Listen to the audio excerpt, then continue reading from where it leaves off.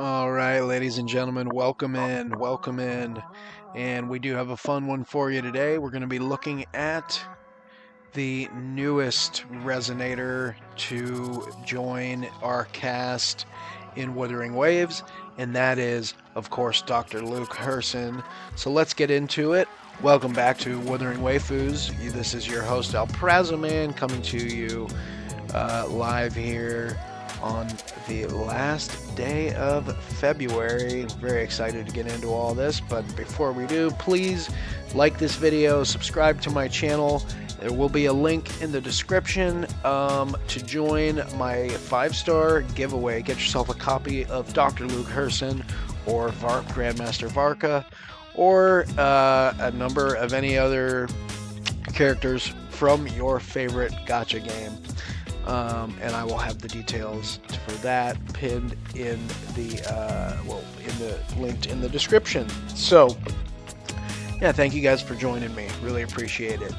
Okay, so I thought before we went in game and did our usual little thing we do, breaking down the character, let's just kind of look at Pridewind updated their tier list and let's take a look. So they did move some things around. They actually moved a lot around. Anyone who watched my tier list video that I literally just made the video. I just filmed the video and released it on the same day, I believe. It was 3 days ago. And on that day, there were 6 Tier 0 main DPS. There were 6 of them. I have to pull that up. I don't know if I screenshotted it, whatever. I don't want to, but I'm pretty sure I can just rattle them off.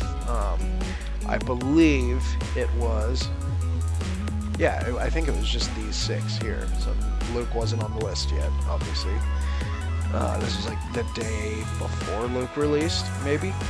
So we had Imith, we had Cartithia, we had Augusta, Galmarina, Yuno, and Philova. And now they have bumped 4 of them down a tier and added Luuk to that tier. I think I like, at least the DPS portion, I am liking that a lot more. There's only a little bit that I would maybe dispute, and my tier list did look a little bit different than that, and we can actually pull it up. I think I just had my Word document. Oh, actually, you know what? We can just, is it still here? Whatever. Okay. We can just look at this version. I'll just show you tier 0 what I have. So yeah, I had 4 units in tier 0, and let's do that.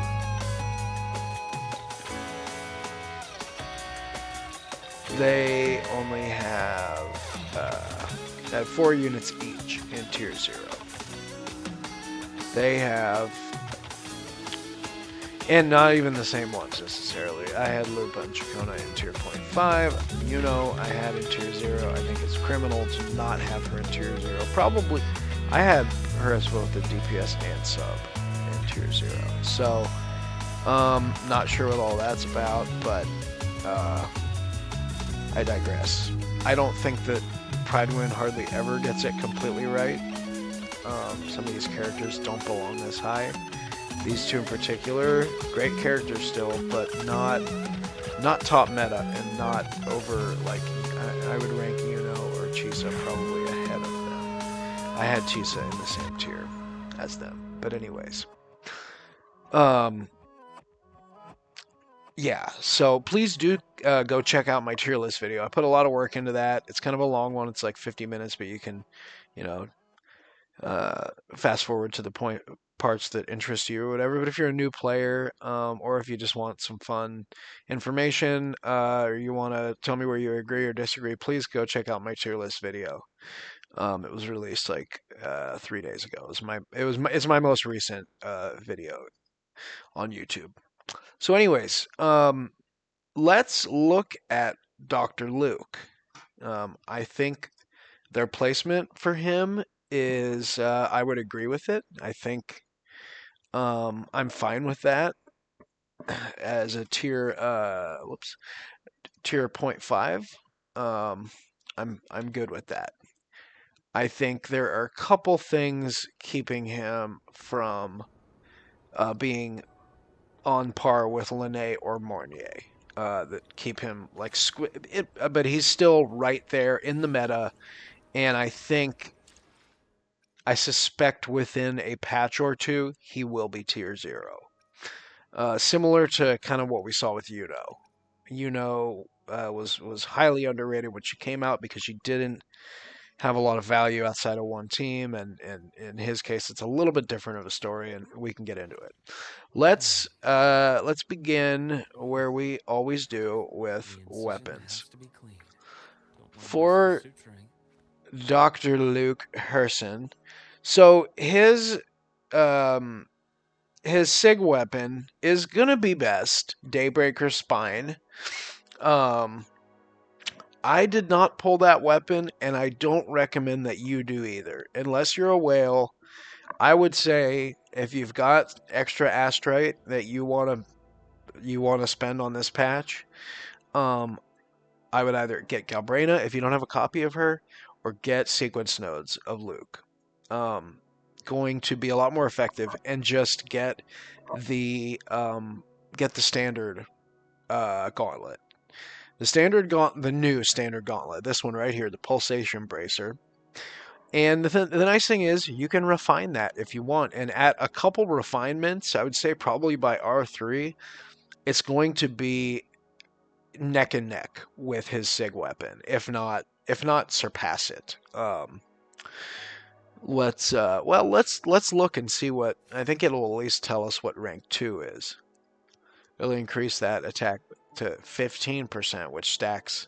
Oh no, it'll increase the attack by 15% and 6 to 6.7%, stacking 4 times. So it gives you like an extra 2% at max stacks, right? An extra 2.8%. So almost 3%.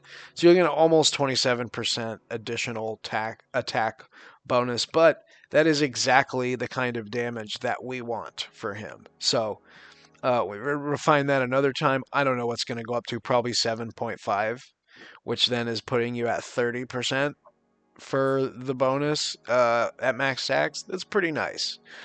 I'm not going to go too much further into weapons. I would just say, just do this.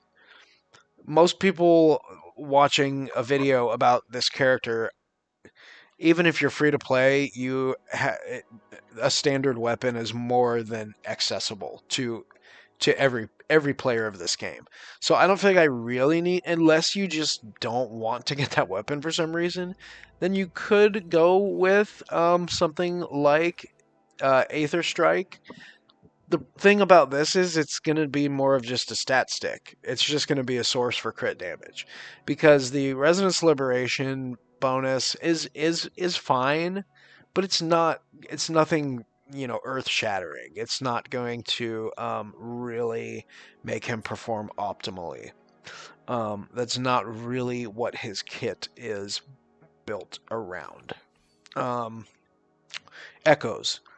So in my opinion, you're going to see a lot online. There's always this, like I've said this before, but there's always this early game suggestion, Celestial Light in his case, for early game players or whatever. But it's the thing is, like, you're not going to wish for a character who all of their materials is locked behind a new area, unless you're planning on getting to that area somehow, whether you're farming in someone else's whatever. But you you're going to, so the whole early game thing doesn't make sense to me. Just go to Lahairoi. In this case, you don't even have to go to the Frostlands. You just go to the 3.0 area.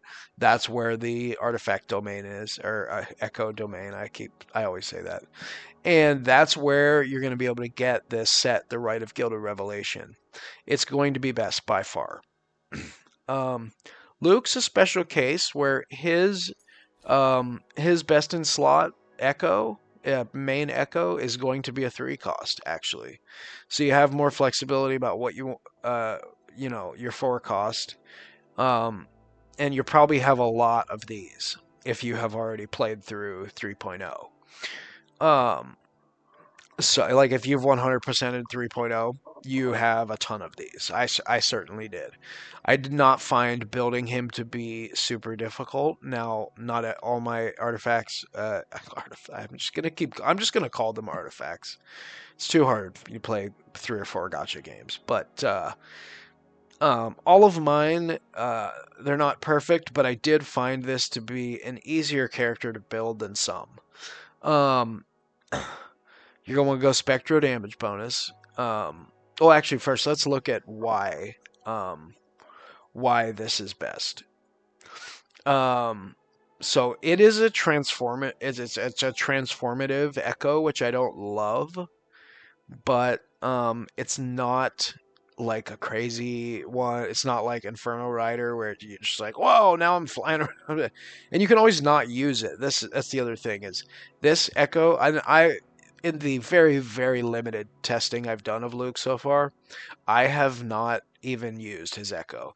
You're equipping it for its passive because you only inherit the passive from the main echo.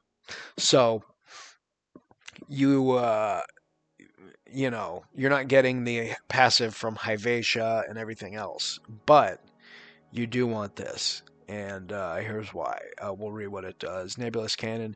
It'll transform into Nebulous Cannon, blah, blah, blah, slash. That's what it does when you hit the Echo. But the passive, you will gain Spectro and basic attack bonuses. So, boom. That's all you're looking for. Very simple kit. And that's what you want. The other nice thing is, and what I highly recommend, is equipping both of these, and then you'll get some special echo skill effects. And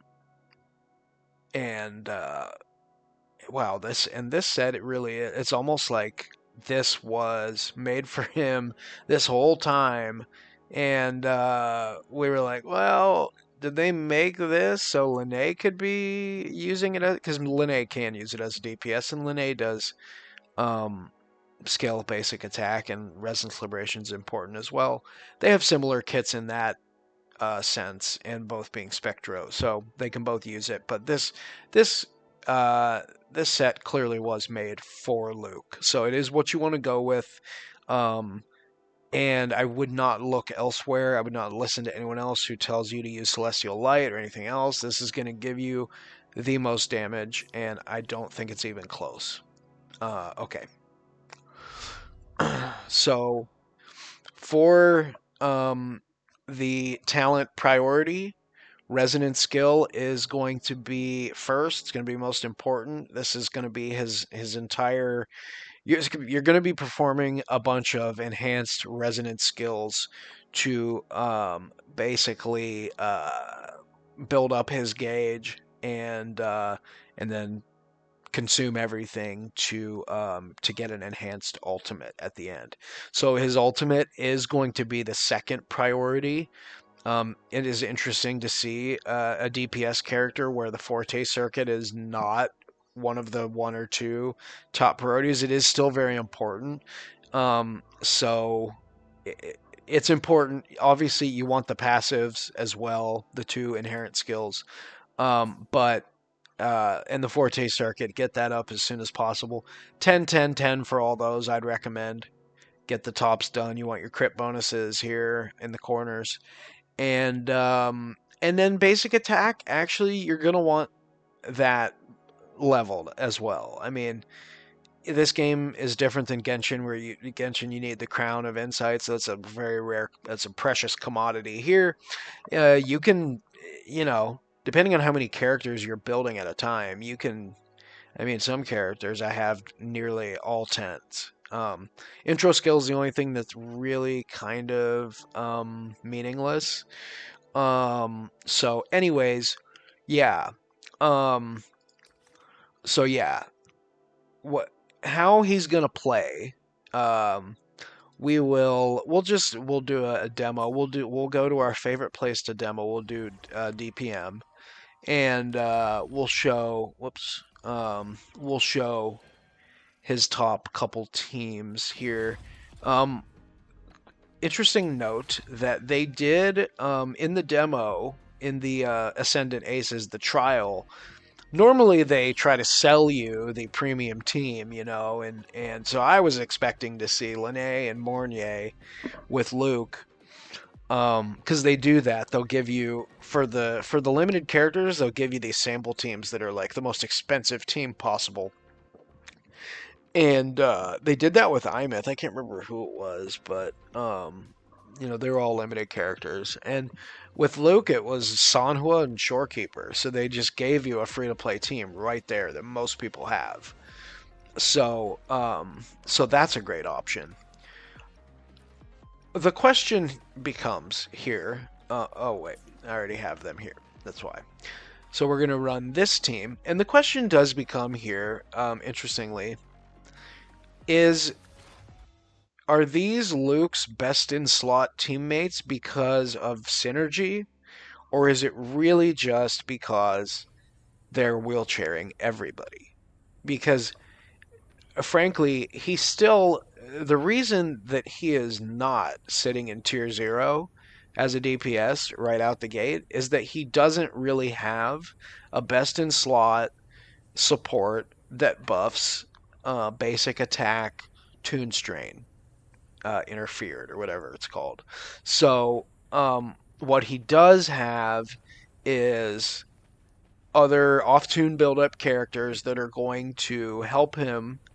They're going to buff him in other ways, and Linné is basically an all attribute damage buffer, so she's just that good. So like Linné is everybody's best in slot teammate right now. It's not unique to him, is what I'm saying. So if you have her, congrats, because your account is looking mighty clean right now. All right, so we're going to start with Mornier. Okay, so we're going to get that heavy attack up in the air, wide field observation mode. We can do echo, liberation, and when we get the enhanced attack there, then intro is ready for Linné. Echo, skill, liberation, and then hold attack for 2 seconds. Do the 3 leaps in the air. One tune break, and then Luuk is ready, and he's already up in the air. Oh no, we do okay. Couple basic attacks until resonant skills available, and then a couple more basic attacks. You got to manage his stamina is the hardest thing, and then plunging attack there, and then you can see his ultimate is glowing. That's when you know you've performed the combo correctly. And back to Mornier. Pretty simple, actually. He doesn't require, I heard some other people like Saint saying that he requires a lot of field time. He just requires you'd be able to kind of... Saint was right when he said that this does seem like a quick swap character, but you're not quick swapping, but you just have to be kind of quick with your combos. The reason he's tough to manage is because you have to manage your stamina because you're midair, and Linné is midair right before you. So Luuk comes on field. It looks like he's... Oh no, I have to jump twice. Then okay. All right, yeah, there we go. Okay, still midair, so we're looking good. Tune break. Are we gonna stay midair if we're tune breaking? Yes, and then we plunge. And the enhanced ultimate is ready. And back to Mornier.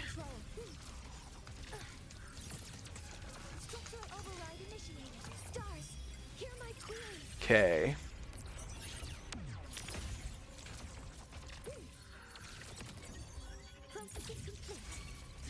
Lene.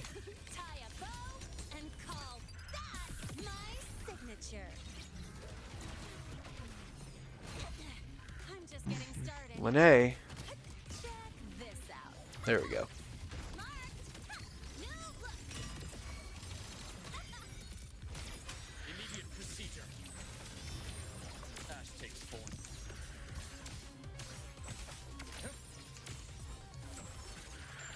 So, yeah, okay. So basically that's gonna be his main combo.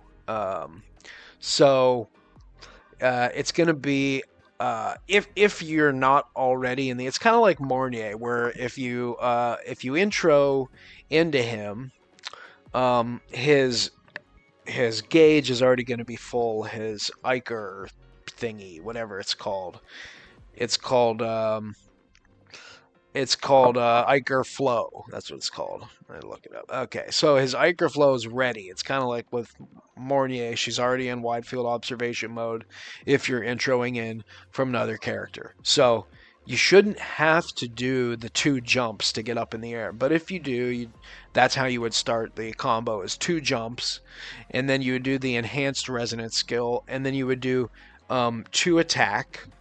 And then you would basically repeat that, hit jump a couple more times to stay in the air, enhance resonance skill, 2 basic attack, 1 more time with the resonance skill, and you'll see that it's like a different symbol. The resonance skill has changed symbols. That means that everything's full, and he can deposit the Iker whatever it is on the ground, and then he will basically detonate that with a plunge, and that's how you will unlock his enhanced ultimate. So basically, you're gonna play him the same every rotation, as far as I know. We can go ahead and try him on that free-to-play team.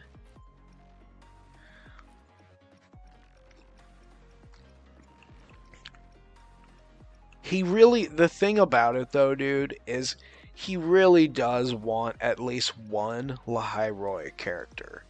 So, like, if you have at least Mornier or at least Lene, you're going to, it's going to be helpful for sure. Let's try with Lene. All these characters synergize well together. Did I already use Sanua? Damn, so I'm going to have to clear everything. That's okay, we'll reset everything. We'll go to Sanhua. Lene, Sanhua, and the dock. And we'll see how we do there. I am enjoying his gameplay. I think they've gotten very creative with all of the new characters from Lahairoi. They all have very unique kits, great ultimate animations, and they all play so differently. So it does make the combat fun and exciting. Man, I've played Double Pawns Matrix over and over and over again just because I can't get enough of the challenging combat. So actually, let's restart that with Lene.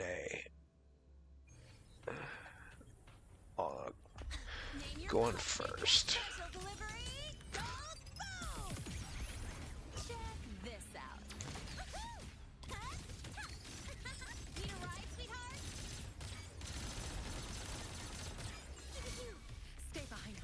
With Sanhua, just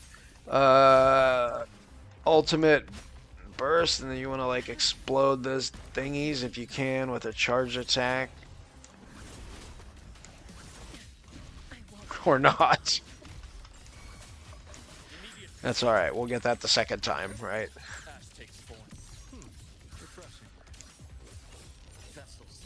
Okay, there we go. Couple of those, boom, boom. See, when that goes on the ground, then plunge and enhanced ultimate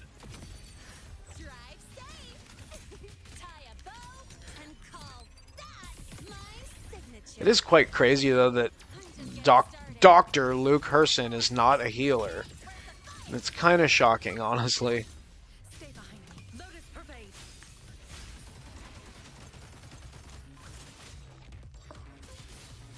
There we go. Did it that time.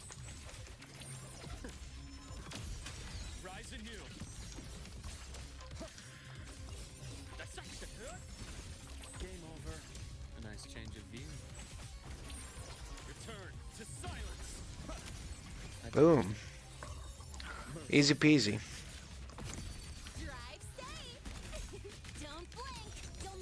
Yeah, I'm definitely enjoying his gameplay so far. I don't he's not my favorite character, like design and story wise, but man, is his kit cool. There is no question about it. He's kind of a femboy. Not that there's anything wrong with that, but he is.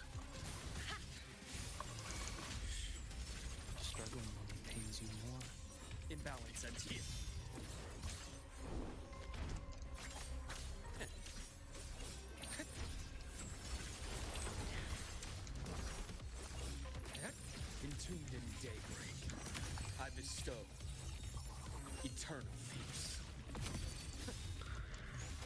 Drive safe. Special delivery. Go boom. So definitely not as good of a score as with Mornier, but that was some of that was user error. So still a very very capable team. Um, and you know, you do a shorekeeper, and shorekeeper's going to give you honestly similar in the category of all attribute damage bonus as Linne.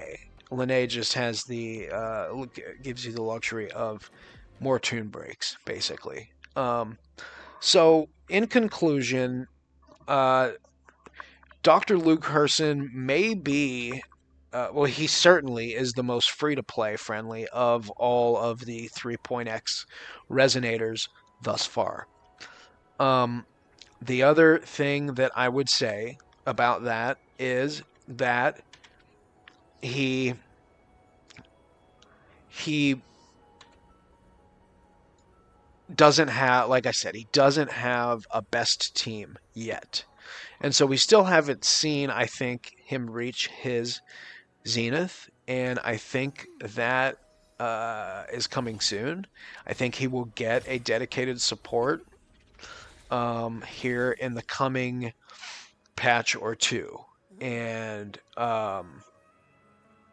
you know, and it'll basically be one of Mornier and Linne, and then a new resonator. It'd be cool if they made it a 4-star. Then it would be super free to play accessible. But between his, you know, ease of use, how fun he is to play. I mean, if I'm a new person coming to this game and that's my first limited character, I am having a blast, and I'm thinking, wow, this game is going to be so much fun because if every character plays like this, then holy shit, like this is better than any other gacha game I've played, right? So there's that. Yeah, and then I already said, the weapon, not having to get his signature weapon, him being fairly viable at S0. If you really want to start competing with the likes of the, you know, Cartithias and Imyths,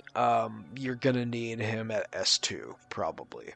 And I'd say he's probably still even a little bit behind Yuno or Galbrina at S0, uh, or at similar investment, let's say.